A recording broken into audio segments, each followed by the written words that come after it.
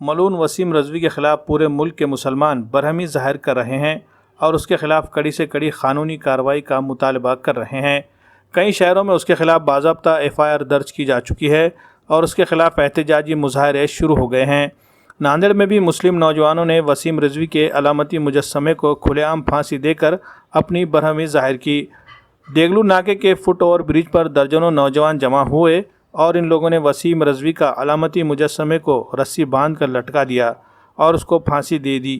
اس کے ذریعے یہ پیغام دینے کی کوشش کی گئی ہے کہ وسیم رضوی نے قرآن مجید کی 26 آیتوں پر جو اپنا اعتراض ظاہر کیا ہے اور انہیں قرآن مجید سے ہٹانے کا مطالبہ سپریم کورٹ میں ایک PIL داخل کر کے کیا ہے، اس مطالبے کو ناقابل قبول بتایا گیا اور ایسا مطالبہ کرنے والے کو پھانسی کی سزا دی جانی چاہیے، اس طرح کی مانگ کی گئی۔ وسیم رضوی کا جرم ناقابل معافی ہے، اسے ہر حال میں سزا ملنی چاہیے۔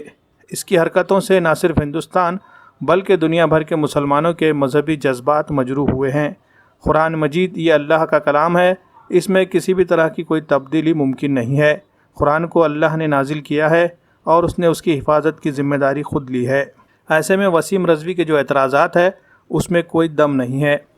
وسیم رضوی نام کا ایک شخص ہے جس نے انتہائی بہت ہی خراب حرکت کی ہے۔ سپریم کورٹ میں قرآن کے 26 جو آیتیں ہیں ان کو ریموو کرنے کی بات کی ہے، تو اس وجہ سے ہم نوجوان ناندیڑ نے آج دیگلو ناکے پر اس کا پتلے کو لٹکائے۔ انہوں نے اس سے پہلے بھی ماں عائشہ کے بارے میں غلط باتیں کی اور صحابوں کے بارے میں بھی غلط باتیں کی۔ یہ کالا کانڈ کرے والا ہے، انہوں نے ایسے کام کرے والا ہے جو اس کو یقینی بچنا ہے۔ اب بچنا کس طریقے سے ہے، انہیں یقینی مسلمانوں کے لیے برا بولیں گا۔ نوجوانوں کی طرف سے سب نے ہر تنظیم نے، سیاسی پارٹیوں نے، ہر لوگ نے جو ہے تو میمورنڈم دیے، تو نوجوان ناندیڑ یہ چاہتے تھے کہ سب نے میمورنڈم دیے مگر ہم کچھ نیا کریں، تو ہم نے آج دیگلو ناکے کے اوپر وسیم رضوی جو تھا خنزیر اس کو لٹکائے ہم نے۔